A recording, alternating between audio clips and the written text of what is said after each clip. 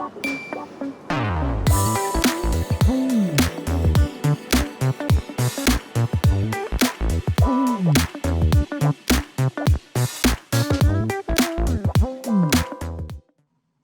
everyone. Welcome again to Critica.NYC.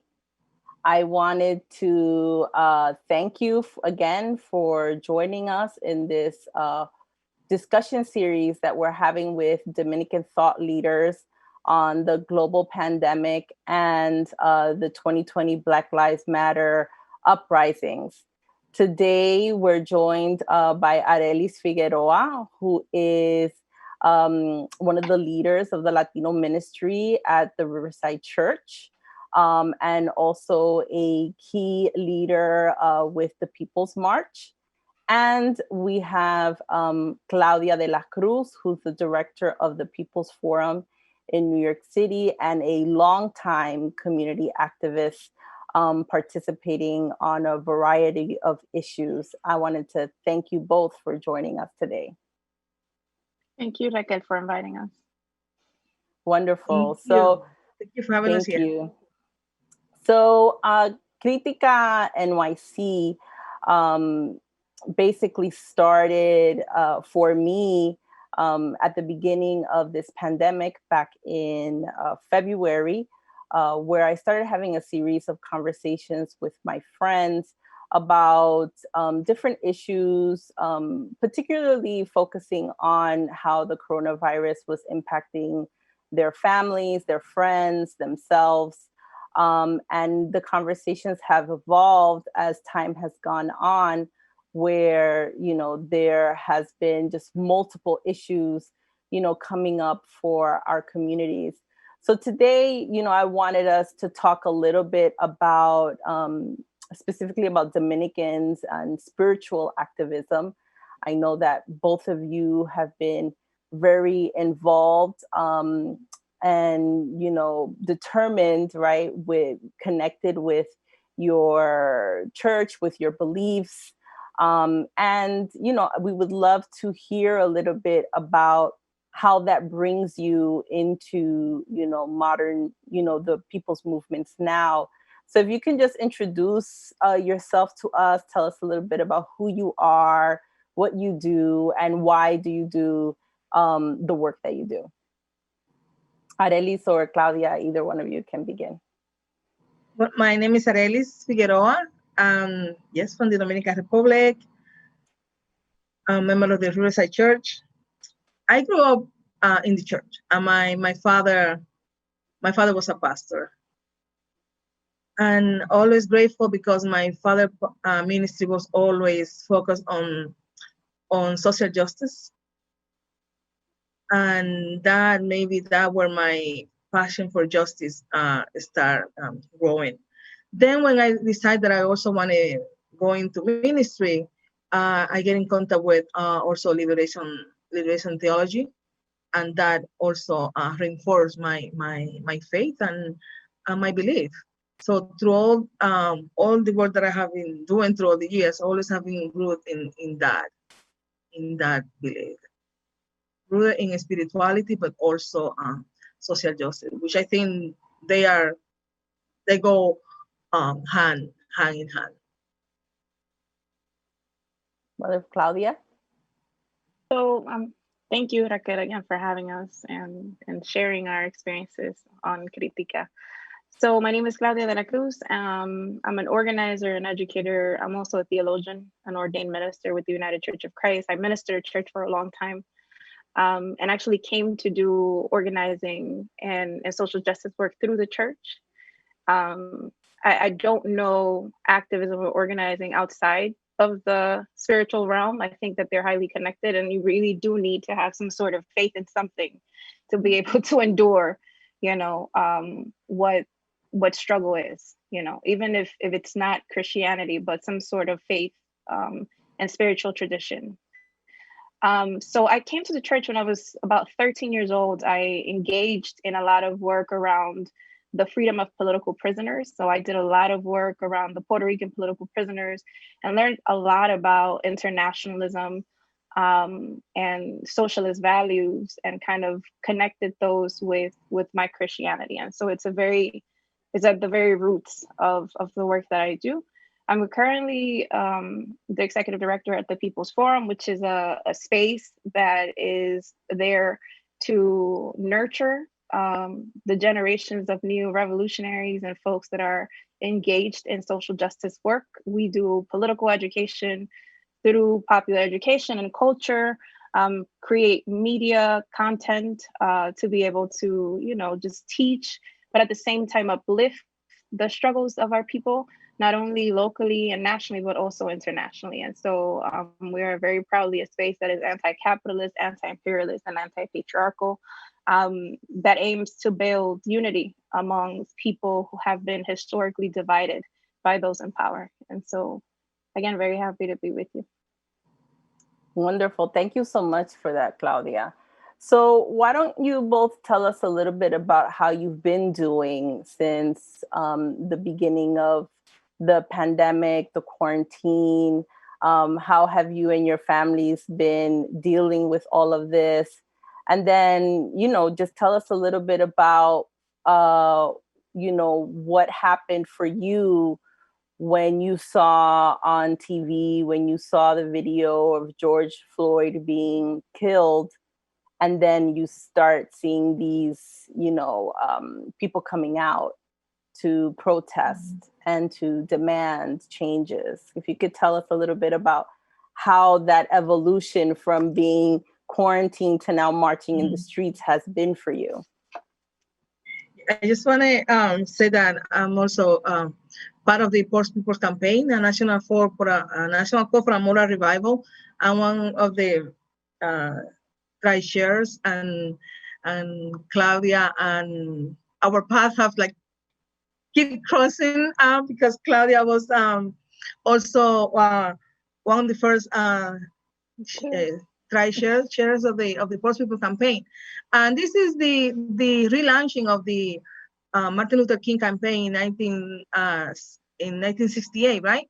And then what the campaign is doing, first of all, recognizing the evils that Dr. King identified at that time. That was racism, militarism, and poverty. And then we added the ecological devastation and the distorted narrative.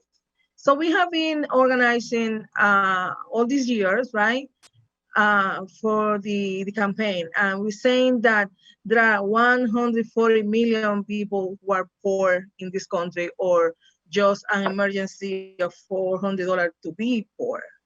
So that's why when the pandemic hit, what we were saying, okay, we have been in this crisis before. This pandemic is just a reflection of what we're having happening, even before. Because before the pandemic, people were poor, and now we are seeing that manifestation clearly. That's why our people were the one more affected, right? Because we don't have health care in place, and because we are living in poverty. So we really were seeing this pandemic thing just as a continuation of, or a manifestation of what is happening, and also an affirmation about what we have been saying before the pandemic hit. Mm-hmm. You want to say something, Claudia? So we can continue. Yeah, I mean, I think what the pandemic, right? I'd like to say the health crisis, and health crisis. Like Arelis started to share experiencing like a global pandemic, which kind of extends to the economic system that we are forced to live under, right? Conditions of poverty and misery all throughout the world that force people to migrate from place to place. The incarceration of young kids that are forced to be in inhumane ways at the borders, not only in the United States, but in other places as well. I think when the pandemic hit, when the global crisis hit around healthcare, that forced a lot of people into quarantine. it was much more of a confusing time for a lot of folks, right? Because we didn't know what to expect, you know, and Dominican language, we would say, no, agarraron con los pantalones bajitos. Like, we didn't know what to expect. We didn't know, you know, what to do. There were no procedures, there were no processes in place. The healthcare system did not in any way, shape, or form, you know, was not prepared. We didn't have enough beds. We didn't have enough ventilators. And this is happening in the wealthiest country in the world. The wealthiest country in the world did not have in any way, shape, or form an actual response to a health crisis. And so it laid bare a lot of the, you know, deficiencies of the economic system in which we live. And I think for my family, for my friends, for the communities that I'm in connection with, it was overwhelming, you know, and it was a very fearful space to be in, not knowing, you know, who was gonna die. And also hearing about so many people who were dying that we knew. From family, like there was a lot of grief, there was a lot of pain, but there was also a lot of anger because the state did not respond in the way that it needed to respond to people's needs. And like Arelis was saying, you know, it's not new. The system and the state have never really responded how they needed to respond to people, particularly poor communities and Black and Brown communities. And so that's not new, but it became intensified when you're thinking about millions of people contracting the virus and over 100,000 people dying in the wealthiest country that is supposed to be prioritizing people over profit, right? So people were already, I know I was already like in a breaking point. And in addition to that, you're quarantined, you know, like you're either locked up in your house with like a new set of coworkers, like my 5-year-old is my coworker, you know, and it's like now it's added tension as women, right? As women, because that's the truth. When we're in a household, then you are taking up all their responsibilities in addition to your work, right? And so it becomes a tense moment. And then there's the other aspect of it that you have a lot of people, like the folks, my community in the Bronx, that are still out there. Some of them who are walking without the mask, without the gloves. And it's not that they don't want to, is that in many ways they don't have access to it because it's poor communities and they're going to work and work is not providing that for them. And then on top of that, you have the criminalization from cops that are being deployed into communities to harass people about wearing masks, right? So all this thing is happening, you know, in the midst of a health crisis where people just are frenetic, like we don't know what the hell is happening. And the state has no answer for us. And then you have a series of killings happen because it wasn't only George Floyd. Like we mentioned George Floyd, right? And George Floyd was kind of like the tip of the iceberg, like that was kind of right. But there was Breonna Taylor, there was Nina Pop, there was a whole bunch of folks and folks that we don't even know about that were killed prior to. Then this happens, and thanks to a 17-year-old young woman who has a phone, we're able to see the murder, because that's what it was. We're able to see the lynching of a Black man on our social media before it even hit, you know, TV. And so when that happens, you know, 8 minutes, 46 seconds of people basically letting these cops know that they're doing things the wrong way, of, you know, this young woman videotaping what's happening with George Floyd, and him calling for his mom. Like, I'm a mom to a 5-year-old brown boy. You know, you're a mom. There's mine right there. Carmen, baby, you're so cute. Why are you the cutest? I love your shirt. I can't really hear you. No. It's all good. I said, why are you the cutest? These are our co-workers. You see? Yeah, these are our co-workers. These are our co-workers. Hi. No, that's Arelis, mommy. That's Annabella. No, that's Annabella's mom. So in addition to all this, right, we see this man having the life being choked out of him. like no regard for his humanity. But we need to also take into consideration that he was one of 44.7 million people who are unemployed because of the pandemic. He was a poor Black man. He wasn't in the fields of Obama or any of this Black ruling class. He was a poor Black man, just like every other Black man who has been killed in the United States. And we need to be clear about that. This man calls for his mom, for me at least, I felt the same thing that I felt, 5 years ago when Mike Brown was killed and he was left in the pavement for everybody to see in a hot summer day. It's a public lynching.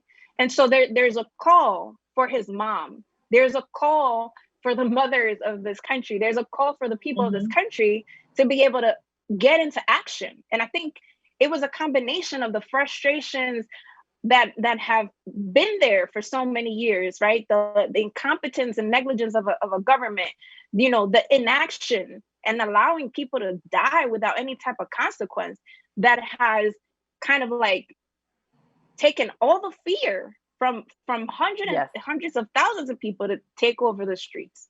And so, all over the world. All over the world. Like, I think we've been in a position where we've seen protests, we've seen uprisings. We saw Ferguson, we saw Baltimore in the 1960s, we saw Watts, we've seen all of it.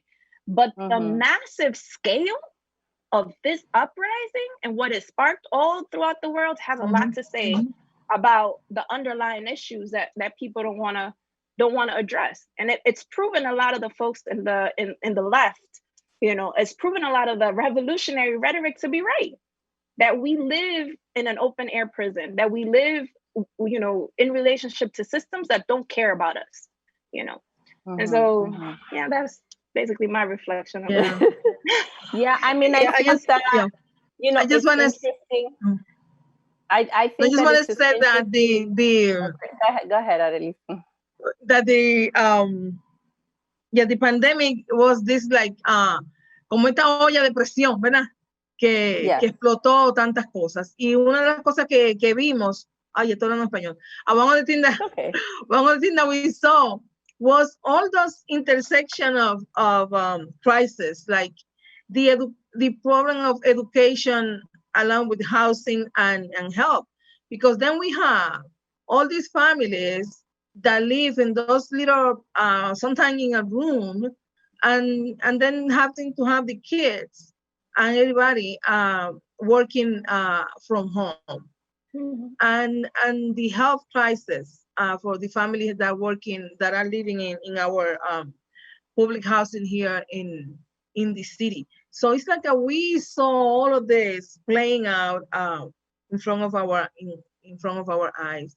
It was hard. It was scary every to listen every day that people were dying, and at the same time, then we have the so-called now we were servers, our people who do all the work that now they are essential. And and I just find very like hypocritical to be like a clapping from those people. They're not hero. I mean, they have to go to work because they have to go to work. And even they say, okay, don't clap for me. Just give us better pay. Just give us better condition to be living with. We did a forum with the campaign. We have people from different states, and that was a forum for the Latino community. And one of the sisters, she was sharing that she worked in one of those polleras, those work with, and then like a meat packing factory. She shared with us that was after 3 days that they found out that there were people there that were infected with the virus, and that they tell them, oh, we're gonna take measures now. And then she was saying, "Okay, just too late." So they send our people out without any protection and calling our people essential, but really disposable at the same time. So how have you been working with the groups that you work with, because, both of you work with, I don't know if it's like membership based, so your participants, but how has that been? Have you been able to really connect with them throughout all of this? And what have they been saying to you? I'm all zoomed out. You're all zoomed out. I'm all zoomed out. I don't know if I'm zoomed out or I'm zoomed in. It's, it's hard to figure it out. I think in terms of connection, right? I think this moment has served to reconnect with folks that probably I hadn't connected with in a couple years, like us. Yeah. And then also folks that, are folks that we work with and that we don't necessarily have a time to exchange and compare notes and compare analysis and think about, collaborations more deeply and intentionally. And, it's crazy because I'm like completely technologically impaired. I'm like analog. My brain works in the same way that it worked in the 1990s and 1980s. But it's also provided an opportunity to kind of get in tune with a lot of these technologies that are surely necessary at this particular conjuncture. Like at this historical moment, it's very important for us to be able to engage in social media, to be able to engage with different platforms and learn, because ultimately, like, that's the near future. Like that's the today and the tomorrow, right? Yes. Even when we think about distance learning, like they're gonna include distance learning into the education system even more than they already had before. And so it's serving an opportunity to kind of acquire certain skills that weren't there. And at the same time, make the connections deeper that were there and make new connections. Like we've been able to create programming that is international programming, where we are able to invite voices of comrades outside of the United States to exchange with comrades in the United States, build sectorial spaces. So folks that are doing union organizing in the United States can connect with union organizers in South Africa. So I think the opportunities that this particular period has allowed is key for movement building. It's key for education. It's key for advancing a lot of our people's struggles. And so it's definitely allowed for that connection to happen. I think, the danger then becomes if we get too accustomed, like everything in like in excess, right, becomes an issue. And so if we get too accustomed to doing everything virtually, is going to be a real disadvantage for our work, right? We already had some sort of problems with social media and texting where we, a lot of the door knocking that used to happen before wasn't happening in this era. So I think, we need to think more critically about the combination of methods to be able to advance the struggles of our people. But this time is served for that purpose, at least, with the Poor People's Campaign, a national call for more revival. There's like work that's being done, even if we don't get to meet physically in a space, right? This rally is going to be a virtual rally of thousands of people from across the country. And there's a possibility there's lot less costs because people ain't flying, people ain't driving, people are taking buses. All right. So it teaches us how to organize in a different way. Yeah. I mean, I definitely think that a lot of things happened right now that people have been thinking about doing and never got around to it. And like, this was the time to make those connections happen, right? I also think that, in New York City, what I've been witnessing is that people didn't stop seeing each other face to face. I mean, they had the mutual aids. A lot of political campaigns converted themselves into getting food to the people. And definitely New Yorkers just did not stop doing that work, which is also very commendable. People didn't let fear get in the way of doing the work. And so I think that that's also really important to see that. I think as people were experiencing themselves and each other more on a humane level, that also kind of opened up, this whole uprising, right, to occur. And so, New York had, a little bit of everything from peaceful protests to rioting to what happened in the Bronx with the march and the police locking them in. And then having these peaceful marches this past Sunday. Can you tell us a little bit about, your reflections on that? I know both of you were very involved also with the march that just happened in Uptown from Washington Heights all the way to East Harlem, which I thought was just a beautiful, like just watching it was beautiful because of the symbolic stops that happened along the way, going to the Malcolm X Shabazz Center where he was killed, going to the Young Lord's Church, the People's Church, having all those different voices being present, and the fact that Latinos, especially Dominicans and Puerto Ricans, really showed the city, right, that we are Black, right, and what that means to our communities. And I thought it was just beautiful. It was just lovely. And I also understand that it happened with no permits. People just took the streets, and the police respected that, right? So, tell us about that. Yeah. I just want to say also that this crisis reminded the importance of being organized, because this find us with some of us people who are organized, find us with a movement, find us with our base organizing, because we don't have them to be like a reacting. We are acting because we were already organized to face something as big as this.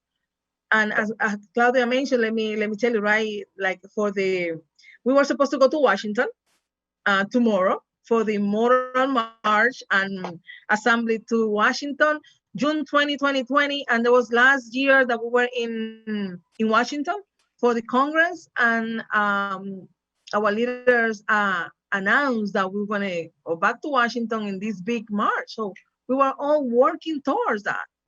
And it was just like February, March, and people, when things start talking about this pandemic, we were in denial because we have been working so hard to go to Washington. Yeah.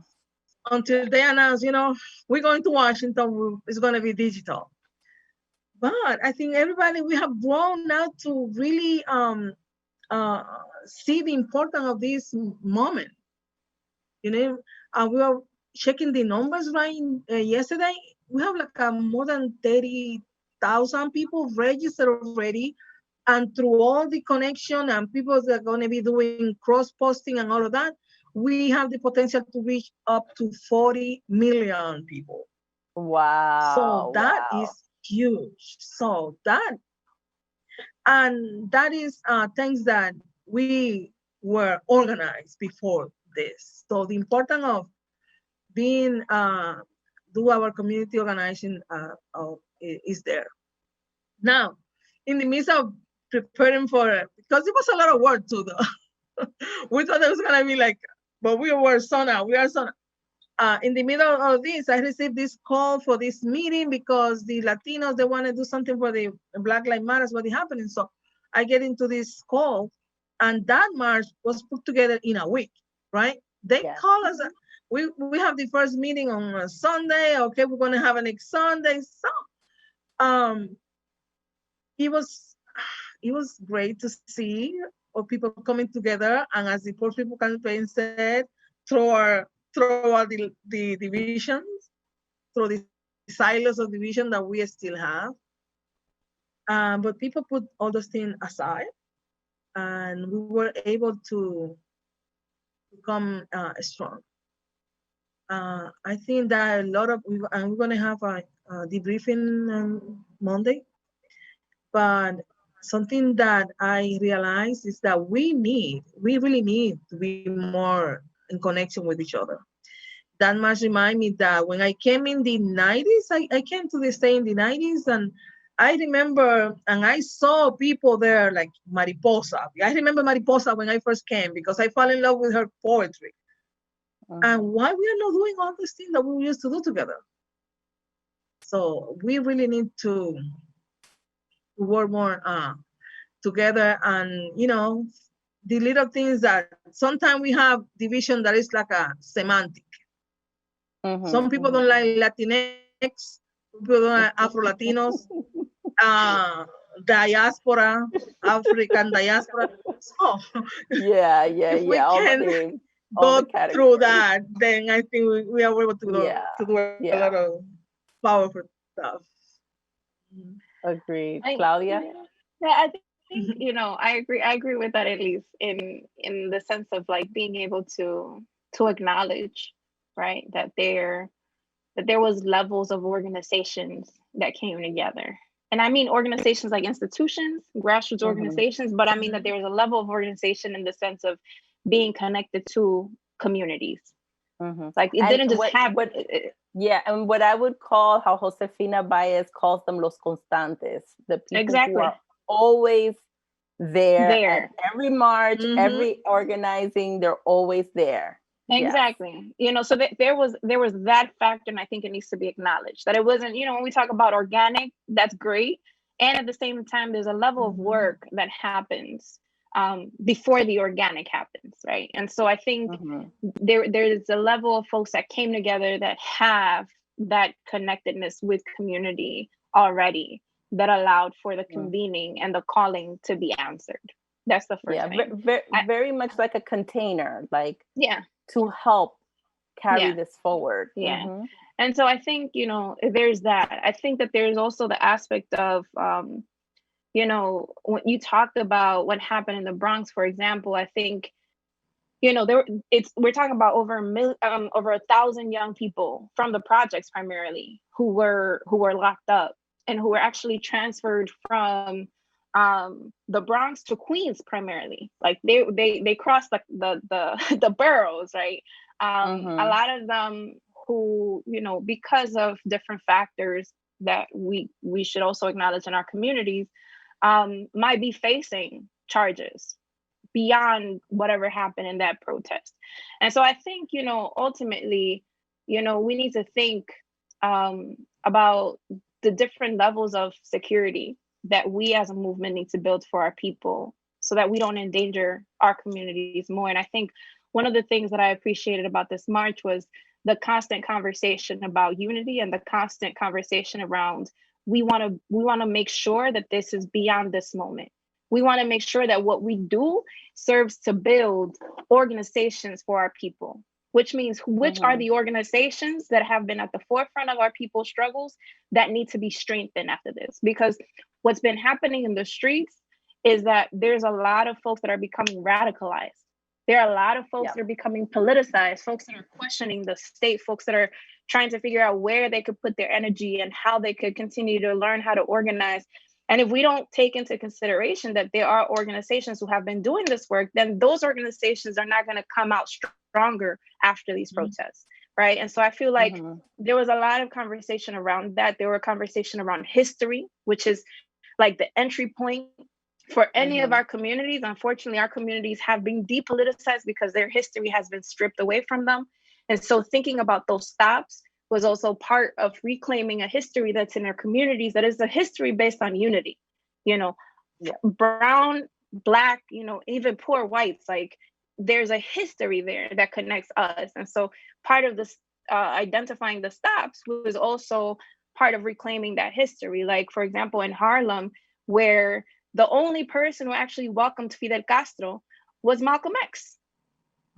Right? And what was that about? We all talk about Malcolm X and we all, claim like Malcolm X was one of our freedom fighters and our liberation leaders. There's a reason why he opened up his doors to Fidel Castro at a given moment, or we talked about, like you mentioned, Kiko Garcia, when we talk about the deaths of Black men, which, by the way, last year, just in 2019, there was a report that came out saying that the leading cause of death for Black young men were police killings. And this is a year ago. Yeah, police killings, right? And so this is a year ago. But if you look further back in the year that you came, Arelis, there was Kiko Garcia. And the only reason Washington Heights is Washington Heights is because people did an uprising, right? And at that moment, people were also considered violent for uprising, which is another thing, right? The narratives that are utilized to divide, I think, have to be taken into consideration. Like this narrative of the peaceful protester versus the violent protester, we need to take into consideration that a lot of the times is the same police that agitates for that to happen. You know, like if you look at clips of the different marches that happen in Brooklyn, in like just all across, it was policemen who were calling, you know, protester all sorts of names and pushing them and agitating violence, right? And so we need to be really careful, because ultimately when we're talking about violence, the police has a monopoly on violence. Like they're harming people who are unarmed. And so, you know, in the space of the march last Sunday, there was a real consideration. I love that girl. There was a real consideration about, you know, how do we keep our people safe? How do we keep our people safe? But also, how do we let them know that there's a history of unity and that we are connected? You know, that we are here in defense of Black lives, like the concept of solidarity, even we're here in defense of Black lives. So that brings me to Cardi, because you know we can't you know have this conversation today without talking about Cardi B, right? And you know, a few days ago she posted the picture of the protesters on Dyckman, right, when they did the pre-march before the Sunday march, right? It was the march that was supposed to happen and it was postponed, but people marched anyway. And there were two flags, right? The Haitian flag and the Dominican flag together. And, you know, she definitely was uplifting us, right? And posting that on the Instagram. And then she was proceeded to be criticized for putting that picture up. I definitely want to, you know, hear from you, Claudia. I know you had a long post on your Facebook, right? Talking about the importance of social media, about Cardi, about that post, and the importance, right, of us connecting, Dominicans connecting with Haitians and the whole movement around Dominican Haitians in the Dominican Republic. I mean, I think it's important to say, first of all, I need to hear what they're saying. Social media is completely dehumanizing. I gotta say that. Dehumanizing, disrespectful. The culture of social media of canceling people because you don't agree with them, because it's devastating in a lot of ways, the ways in which like debate happens in social media. I just gotta say that. The second piece is that, you know, we're talking about someone who's an artist, who's well known, who's utilizing our platform to call for unity. Like she didn't do anything else but call for unity. And I think it's important to ask ourselves, like, why is she being attacked for calling on unity? And who benefits from those attacks? I think those are key questions. Because ultimately, like, there has never been in human history any type of benefit for those who are poor, marginalized, those who are exploited. In our whole human history, there's never been the advancement of their struggles based on disunity and based on division. But who benefits from division is those who are in power. That's the first thing we gotta say, right?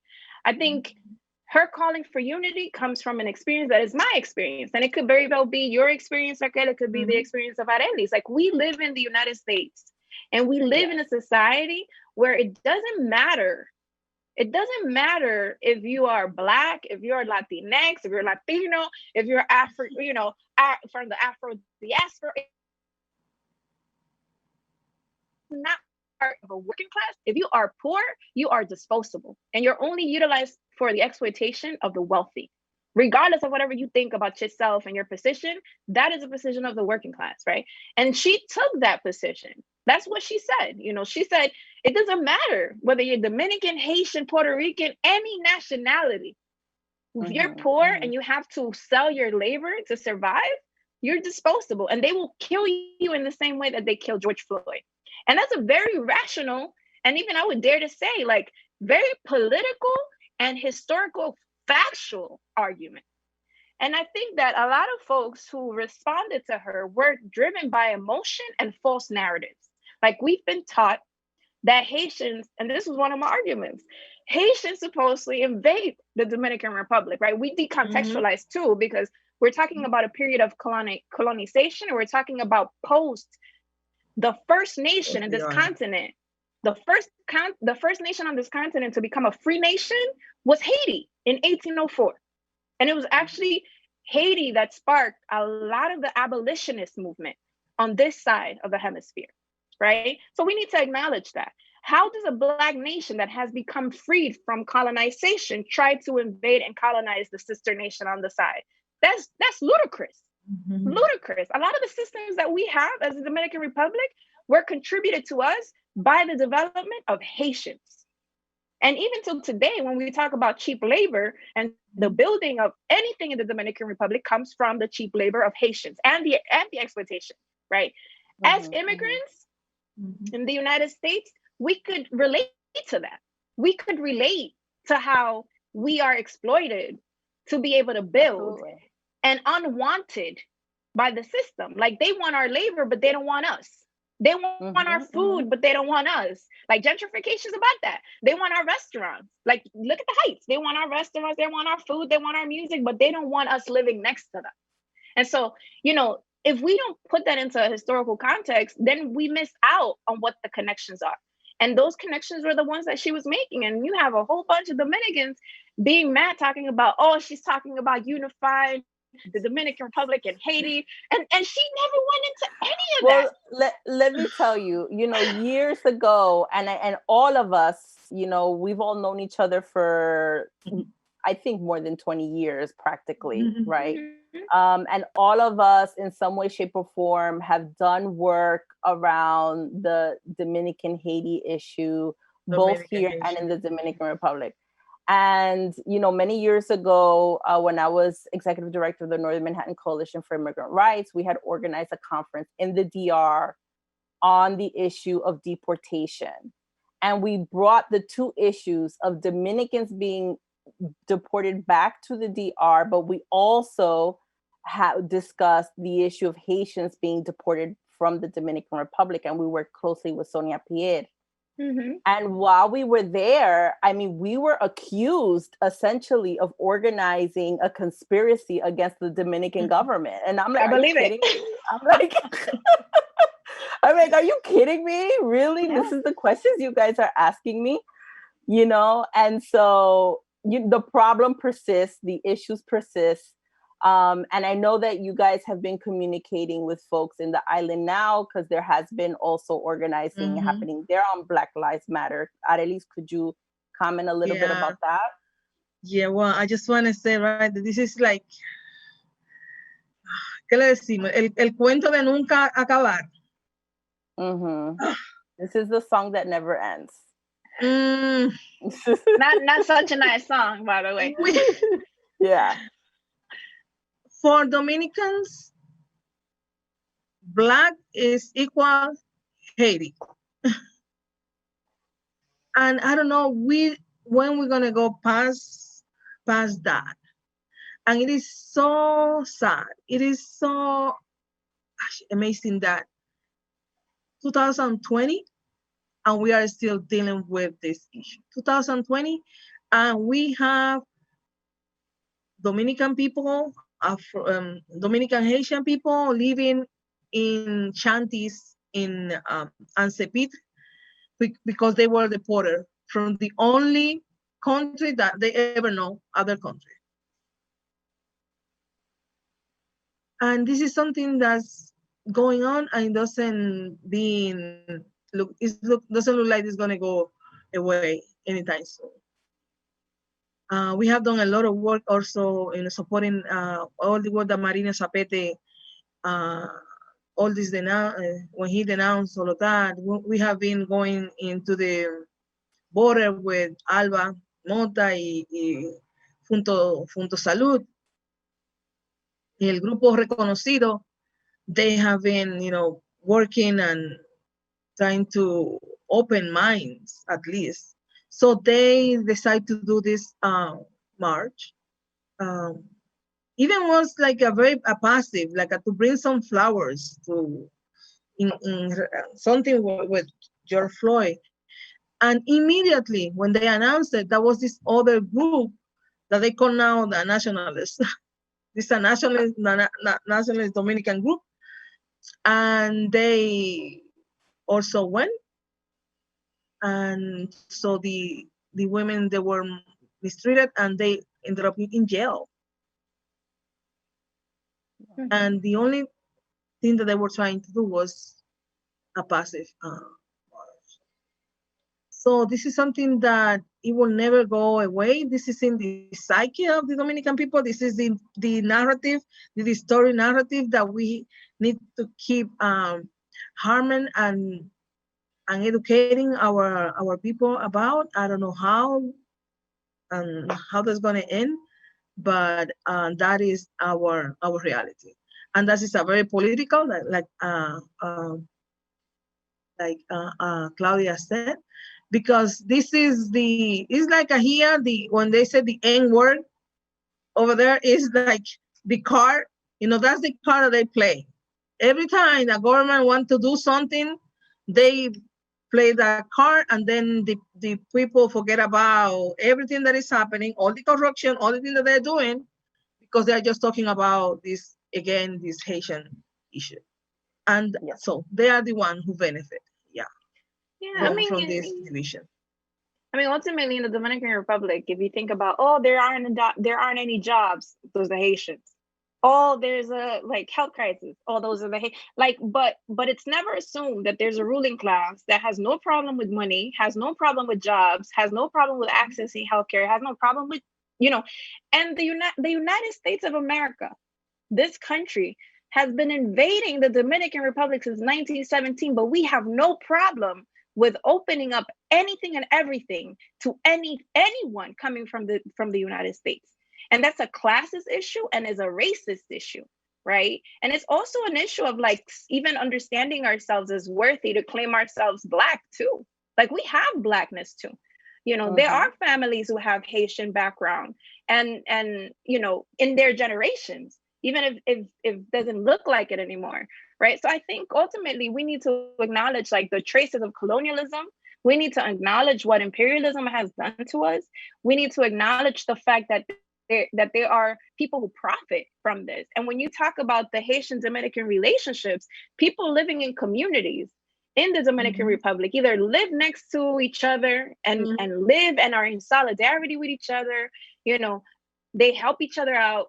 That also exists, right? And so the ones that benefit from that narrative are the ones that are exploiting workers. Because if we think about the Bracero program in the United States that actually brought in Mexican workers and exploited them and then sent them back to Mexico without any payment, is the same type of program that happened in the beginning of the century and even while Trujillo was there in the Dominican Republic.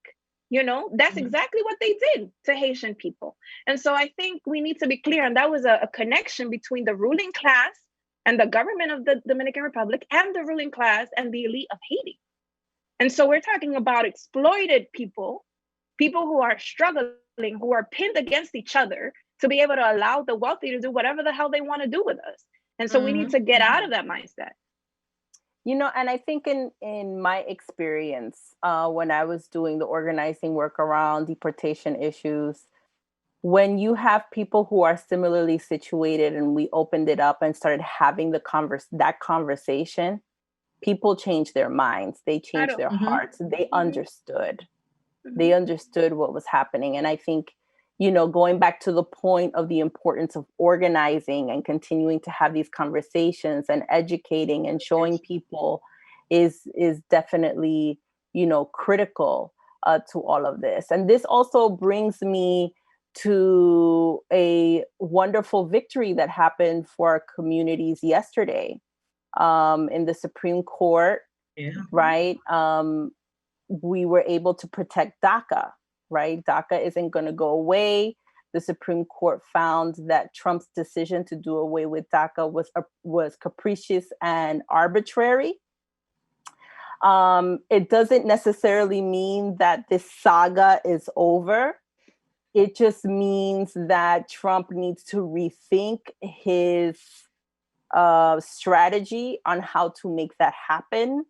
But also that means that our communities also need to think about our strategies around how to make sure we're going to get immigration reform. And I still believe that comprehensive immigration needs to happen all around, not just around one particular issue, not a piecemeal. Give us your reflections on what you think about what happened yesterday with DACA. Arelis, ya yo hablé mucho, dale tú. It's a victory, like you say, and then the first thing that I thought was like, wow. I seen some of those. Yeah, I think they're scared. I think they don't want us to burn down the country. I think they're like scared. My too many good things are happening out of the Supreme Court. My idea was, I think some of the judges are thinking about their place in history. They need to think, okay, I'm supposed to be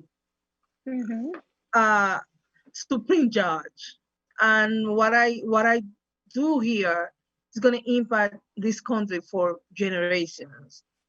So I better be in the right side of history for once. So I think that. That's so right. it is, as you say, a great moment, and a moment to continue organizing within the Latino community. So one of the things that we want to do, now we are talking, we already have meeting about what we're gonna do after June 20. Yeah. And I think the education on voting and voting, that people understand that is voting suppression here is real. It is real. Yep. And the education that, because a lot of our people are still like, oh no, I don't believe in the voting. Oh, we know all the things that behind that, the voting and all that, but I think that people need to be more engaged. The engage our people in the public, how you say that? In the public arena. Public life, right? Yeah. That's so important, that they know that they need to be participate in public life, and all those young people. So yes, we need to really, so that brings because me those to that, dreamers, those DACA people, they need to be defending whatever they're gonna get out of this. I mean, and for me, it's really a testament to all of what's been happening has been because of young people. People who, I mean, they have their futures, and everything that's been happening right now is because of them and how important their voice is to all of this, and I mean, I'm very excited, and wanting to also know how to support. So why don't you tell us a little bit about ways that the community, the viewers, your friends can help support the work that both of you have been doing? I mean, I think it's important, and I think both of you mentioned it, at moments of crisis and moments of confusion, moments of uprisings have historically also been moments of opportunity, and have also brought up a lot of hope in a lot of ways, because you're able to see how humanity kind of bands together to be able to survive. And that's one thing that is important of this moment. I think, one of the things that I've noticed in working with folks has been precisely the need to form themselves politically. And I'm not talking about form themselves politically only in the electoral politics, but politically in understanding our relationship to the world, and understanding how the enemy operates and the different apparatuses that it utilizes to kill us. Because it's not only the militarization, it's not only the policing, inaction, and allowing over 3 million people dying of poverty-related issues in this country is also a way of killing us. And so, I think political formation, political education is key. Knowing our history, knowing how political economy works, understanding how we are shaped to think the way that we think. And that's a lot of the work that we do at the People's Forum. We've created spaces for online learning, but we've also created spaces for organizers to exchange with each other and be able to begin to think about strategy and how do we develop that unity that we need across lines of division. Like, it doesn't really, Arelis was talking about semantics, right? And whether I've never met anybody in a community that identifies themselves the first minute you meet them and they're like, I'm Latinx. That does not happen. Yeah, Latinx. It does not happen in the grassroots. So we need to be more connected to the grassroots, because ultimately that's the force that we want to be able to build. And we can allow terminology and concepts and all these different things to be what doesn't allow us to build with our people. It's not a matter of who's smarter than and who can articulate things better than the other. It's a matter of how much connection and how much clarity and how much conviction we have to be able to move and advance the struggles of our people. And in terms of the DACA folks, it's also convenient. It's convenient for them not to squash the DACA right now. And we need to know what the divisions are within the ruling class.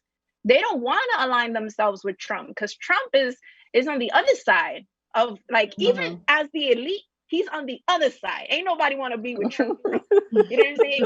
And so they don't want to align themselves with that, because we also live in a canceling society. People are going to cancel those people who align themselves with Trump, And so for the economy, it's also not good for them to squash DACA. And we need to be clear about that, because that's what allows us to build tactics and build strategy, because ultimately that's the space that we're in.